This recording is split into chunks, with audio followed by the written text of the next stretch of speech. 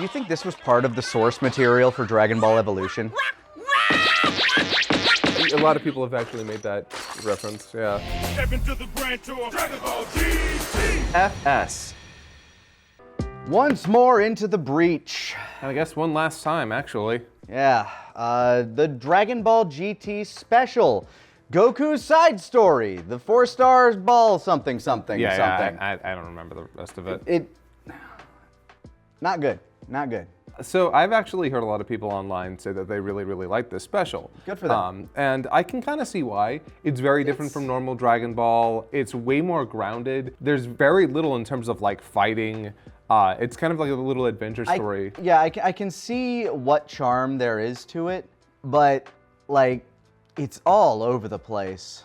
Yeah, it's also like, it's weirdly paced. They start out early, like showing you this isn't the Goku you know.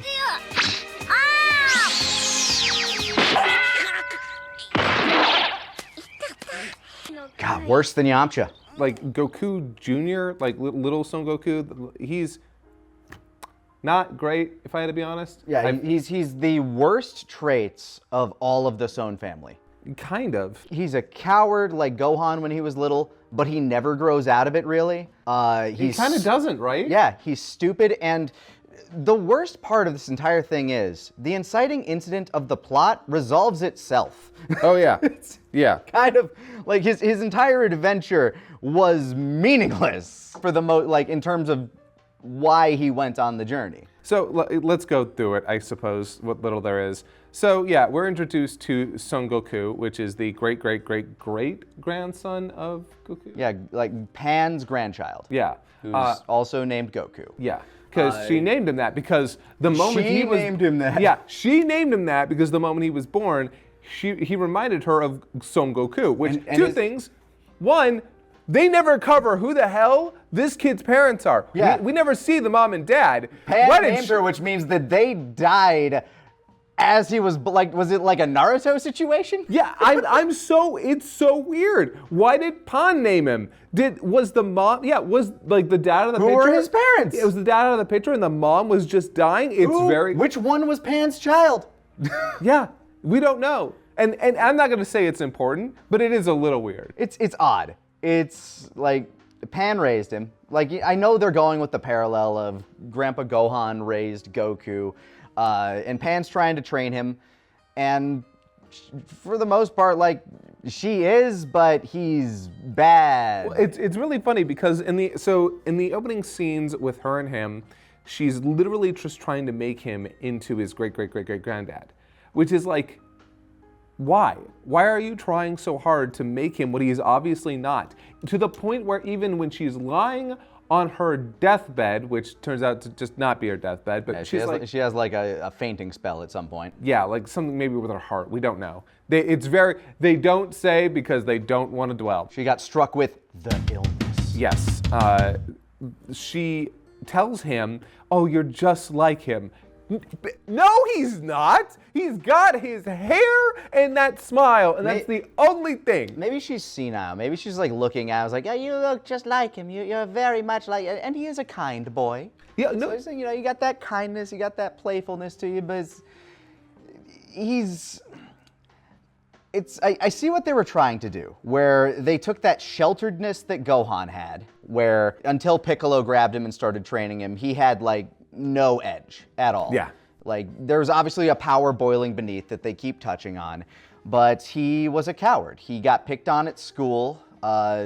He would like give his stuff away and just like let people bully him. My great-grandfather Yajirobe would be very proud. I'm one quarter cat. Honestly, if we were doing this special, I would give him a tail. Yeah. Like, kind of goes with the flow and just lets life kick the shit out of him whenever it wants to. And what I was kind of hoping would eventually happen, because the one thing I noticed is every time he was in danger, he would run, he would hide, he would just like, get out of there. I was hoping that we'd end up with like kind of that Goten in the Children's World Martial Arts Tournament situation where when somebody finally actually hits him with something, it would do nothing. And then he'd realize, huh? Yeah, although at the same time, that also would have sort of undermined the entire point of that he needs to grow up and like actually stand up to things. So here's the real problem with the entire thing. It's 44 minutes that's trying to tell a story that needs one, more time, two, way better structure, because the structure of this is absolutely terrible, and three, is just Gohan's story again. It was Why? 44 minutes, but it felt like 2 hours. ねえ、ほんと強くなってパックたちなんか簡単にやっつけてやるからさ。だから元気になってよ、バンバーちゃん。 Don't worry, Grandma, I'll kill them all! 強さっていうのはね、足りないんだ。 You lack resolve and courage. Pumped up kick starts kicking in.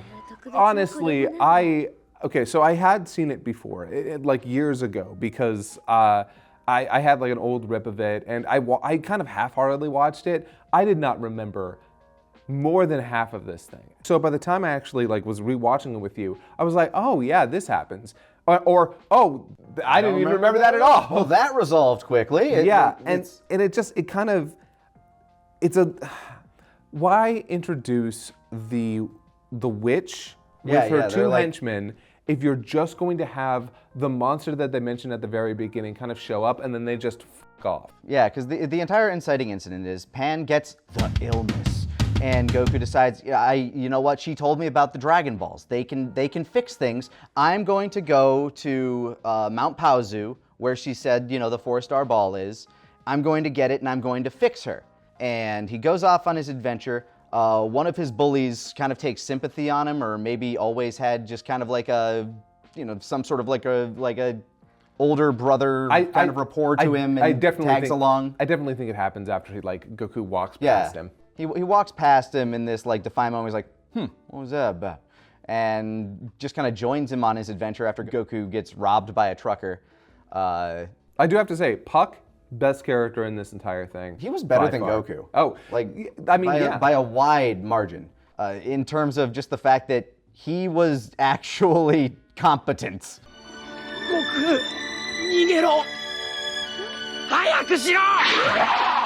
I wonder if he told him to run because they're more likely to chase a running target.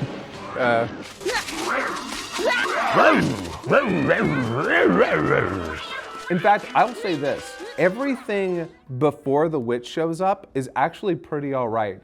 I like them kind of just like going on this adventure and like hanging out with each other and like these small little bonding moments. It kind of felt like they were spending their time a little bit more generously in the first half of it. But then by the time we hit the evil witch lady who shows up. Yeah, where it started feeling much more Dragon Ball, but not necessarily in a good way. Like it felt like a shell. Yeah, it felt like they were trying to do all the stuff that Dragon Ball did, but worse. Oh, wait, I'm sorry. I just described a GT. Yeah. Yeah, I'm sorry. It's not... I feel weird talking about this because at the end of the day, it definitely feels like it was something that was just sort of made to pad time and is made for little kids. Like, little kids are gonna find this really fun and entertaining, I'm sure. I mean, like, you have the cute little bear guys, you have some interesting villains, the witch chick is actually kind of cool looking. Chicken Man's there. You got a frog dude who's voiced by Peter Mayhew in the dub, which is just bizarre. Chewbacca played that dude on the right. Why? Just cuz? They got him, they could and they did. I know you're there, bear. I can smell ya. That bear's mine. Get away from it. I'll kill you too. It all just feels like a weird mishmash, because yeah, we get introduced to the witch and the two cronies, one of which actually does something, one of which just is a chicken man. He flies after them. He shows up. He exists for a moment. And you know what I find weird, actually? Uh-huh. So Goku and Puck leave her house. Yeah, they run. Yeah. We've already seen that both Snake/Frog Dude and Chicken Dude already know who they are. But the next time we see the Snake Dude, after they've left the house... Yeah, he's picking on a bear. Gives Goku no mind. He's like, oh, whatever, I'm just here for the bear. You're just a weak little child. It's like, I'm here to kill this baby bear. Why? Why do you care about you have the kid who just beat up the witch lady? Didn't beat her up either. Ran away. Oh yeah, but still humiliated her. So like, why do you care more about the bear than you do about the kid? You know who the kid is. You know why he doesn't care? Because the one that was a threat died. Puck fell off a bridge. Wow. Yeah, it's so weird. It's very unceremonious too. Like Puck, they go across this rickety bridge, and Puck's just like, no, it's okay. We gotta go. Don't you want to save your grandma? Like he's actually doing things. He crosses the bridge, almost falls for a moment, then he's like, see, it's safe. And Goku's like, okay, crosses the bridge. I'm gonna look over now. And then the bridge breaks, because of course it does. And Puck runs out to save him. And then dies in the process, but not really, because it comes back at Dies, the yeah, end. but effectively for the story's purpose, he dies. Yeah, which I feel like we're jumping all over the place. We are. But to talk about this in chronological order, I feel like it's boring. It's a boring movie that has some very distinctly cute moments, very, very cute moments. Yeah, Baby Bear was cute. Oh, There's mommy or... yeah, And that's clearly a dude doing that. Oh, this is adorable sound. Right.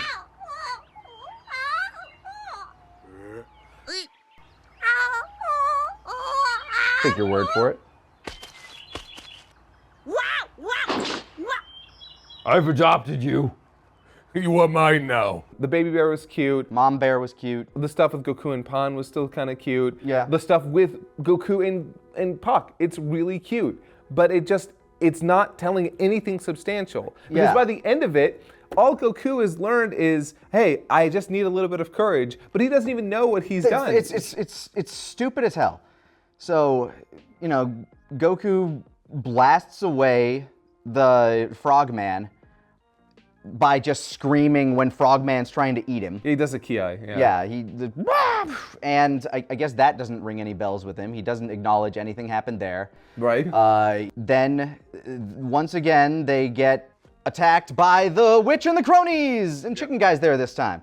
And then immediately, the real big bad shows up, who's a big hog Batman with morphing arms. Which, why? Shoots a cannonball at Goku, and then all of the bad, the witch and the cronies are like, oh no! And they run away. The story just throws in characters with no rhyme or reason. It's giving Oolong. A little bit. Is it like Oolong's descendant who just had enough of this What if it is Oolong? Oh my god, it's Oolong's child. Oolong grew up. I mean, at least they set up for the monster at Paozu Mountain at Yeah, the very but beginning. I thought what they meant was the witch was the monster. You really could have played that up a little. To be fair though, they do denote hey, this is actually Paozu over here. Mm-hmm. So they kind of mistake the witch for the monster when the witch is just... Okay, so when they cross over the bridge, that's the valley line or something. I guess so, because when they get there, then they find Yamao, the hog man. Yeah, and he just beats up a bear for 3 to 5 minutes until Goku's like, you know what? Run! And he takes the baby bear and starts to run, but baby bear's like, you, I'm gonna save my mommy! Because big bear's getting choked out. Baby bear ain't having that. And then Goku's finally like, no, I don't want them to die, and goes Super Saiyan. Which, look, considering how Goten and Trunks went Super Saiyan, I'm just not going to whine about it, but I will say, poor Pan. The fact that Never got it. The fact that this kid goes Super Saiyan over a bear being choked out, and Pan never went Super Saiyan once, that sucks. He goes Super Saiyan to save the bears, knocks the guy out, falls unconscious immediately after the fight, wakes up not remembering anything. Yeah. So the entire I need to stand up for myself and do things, non-point. Yeah, he doesn't even remember that he stood up for himself. Also, using a power he kind of just has not earned. Look, and I'm sort of okay with that. All the Saiyan kids, they seem to inherit at least a little bit of power. So by the time that they're born, they're just 10 times stronger than normal human beings. All right, I accept that. But what was the story with Goku here? oh, don't worry, if you're in danger, your power will come out and you'll save people. You Yeah, just have to be courageous enough And to again, do it. I see the homage to Gohan, where it's like when you're in the dire situation, then you explode. But it's if you're doing a one-off story, and like you're doing this as a one-off, like this is it. This is your story. There's really no payoff. There's nothing to it. And eventually he does get to, Grandpa Gohan's shrine / Goku's house when he was little. And okay, I'm a little weirded out that they just left the 4-star ball there. Like, they did nothing to make sure it would be preserved or taken care of. That seems really just weird to me. abandoned Mount Paozu. Yeah, I do not like how Toei presents like the future of Dragon Ball after this. The Son family yeah. and the briefs just kind of drift apart. Yeah, and like the 4-star ball is just left in that old shack to like rot and be buried. It's really weird to me. Now that's 1. Now you just need to go find the other 6. He doesn't know the rules. 神様、どうか僕の願いをお聞きください。 Dende. Huh? 大好きな大好きな That's not how it works, idiot. And I mean, I know this was made after Baby because like that's the recap we get before this starts off. Oh but yeah. This where we leave off in GT, it's unclear when the Dragon Balls come back. So eventually the Dragon Balls came back, and somebody had to grab the 4-star ball and put it there. yeah, which that's weird. Yeah. It's not the weirdest thing, but it's weird. It feels like Goku probably did it. I'm going to assume Goku. Ghost Goku? Yeah, Goku came back, put the 4-star ball there, and was like, all right, I don't care what happens with it, which is very Goku. Yeah. I can very much suspect that he'd be like, I'll just leave it here, and if it, if somebody finds it, somebody because his finds it. Force Ghost shows up at the end to talk to baby Goku, again, giving him unearned praise. A little bit. Yeah, just like, you were really brave. And yes, there is that idea that he was scared, but he proceeded anyway. That is bravery. That's brave. But, yeah, like, the cute little talk they had just really fell flat with me. Yeah, it's supposed to like ring nostalgic. It's supposed to like invoke something, but I don't know. I just kind of was like, oh hey, it's Goku. I guess he's a ghost now. I guess that's that. Yeah. Yeah, he's just walking the line between life and death, doing whatever he wants. Plays well into the ending at least. Yeah, it works. It works with what we actually ended on, but I know I pushed to watch this when we watched it. It really does feel like a counter climax. Like, so part of me kind of regrets it. I Part of me is like, tried. I tried my best. I get that, but I blame all of you. there's also the idea that like I don't think there is a good time to watch this. This is a chore that had to get done, and we put it off as opposed to like taking care of it when it could have been. Because here's the thing: as an digestif, it sucks because It's a counter climax to what we got. yeah, like we already got this really good ending. Now we watch this thing that takes place before the ending of it, and it's not very good. And Yeah. I just no, it's not. A lot of people out there really like it because it's charming and cute. I just can't You're give you. allowed. Yeah, and if you're here for the whimsy, that's fine. But there's better whimsy. There's so much better whimsy. So much better whimsy. Go rewatch Dragon Ball. Yeah, just like rewatch the filler episodes of Dragon Ball are a bit better constructed than this thing was. And Yeah, it's like the overall review is don't bother. I mean, if you're a completionist, go ahead. Maybe watch the dub so you can hear Peter Mayhew. Yeah. But It's not good. It's like he has that little talk with Ghost Goku, which cute, I guess, but that's kind of the entire point of the whole thing. Just that conversation happening in between the two of them is kind of what the entire thing is building to. But like you said, it doesn't mean much. and it really doesn't amount to anything at all because then the police fly in, apparently search and rescue found Puck and Pan's with them. So it's like, hey, I got better. And so his entire journey was meaningless. Because he didn't really get anything out of it other than his conversation with Goku and facing some of his fears and I guess being friends with Puck now. But we don't get any real aftermath from that except for the post, time skip scene at the end of the series. Yeah, which this is why watching it then was probably better, but whatever. And also, the Goku we see at the end of GT, like GT proper, oh yeah, he's is very different. Yeah. He's like, now I'm a fighter.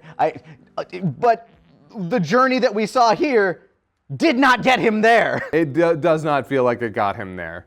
Like I'm going to like obviously there was more that happened in between that special, a lot more that probably happened between that special and the ending. But yeah, it's unfortunate because unlike with Bardock that tells a whole complete story that fills in a lot of blanks, and the history of Trunks, which It may as well be canon. Yeah, this just feels like it's Real unnecessary filler. Yeah, a side story. It's even called a side story, and like, I don't know, even compared to like the rest of GT, this felt bad. Yeah, a little bit. Like I feel, man. So there are a lot of people out here who do not like this special. I think I'm one of them. Yeah. And for a lot of you, you're probably just happy to hear like, nope, we did not like it. For all of you who did, I'm very curious. Please tell us down in the comments, respectfully, thank you, why you liked it. Because I'm actually really curious to see what you took away from it. No, you're allowed to call me an asshole. I'm fine with that. All right, everybody. Be as crude as you want. Just be mean to me. Normally, I have to pay for it. I'm gonna have to. That the. Yeah, you actually go through the comments. And not to mention, like, we have moderators for the comments. Yeah, I'm sorry. Please keep it funny if you can. But anyway, so yeah, that was the GT special. Yeah, the Legacy of Goku, as it's called in the States. So. Yeah. Sorry, I know we jumped all over the place. This was absolutely unlike any of the episodes that we've done. Honestly, we got done with it and we were just sitting there talking about random shit because it's like, well, I guess we have to talk about this now. That just happened. Yeah. But don't worry. This isn't the end of GTFS yet. Yeah, we're gonna have like one more conversation where we just have our series overview. Yeah, which will probably come out as opposed to like week after week. It'll probably just come out tomorrow or something because why the hell not? Yeah, I mean, it's just gonna be the conversation. So, yeah. Well, hold on. Before we put that on Nyes, let's see how that goes. Yeah. Yeah. Really depends on our poor editor who has been doing a wonderful job this entire time. Yes, please give so much love to Nyes. Nyes, like, now that we're almost done with that, I want to make sure that everyone knows our editor Nyes is absolutely spectacular. Has been killing it this entire time. Yes, so please give them a lot of love. Please, just recognize them. They are. While you're in the so comments good. Bullying me, give them praise. Yes. Yeah. But yeah, so this will be the last time we talk about a specific video, or a specific episode anyway. Next time will be the last GTFS where we talk about the whole show. There's the big old wraparound. It's done. How do we feel? Yep. So that'll be next time on GTFS.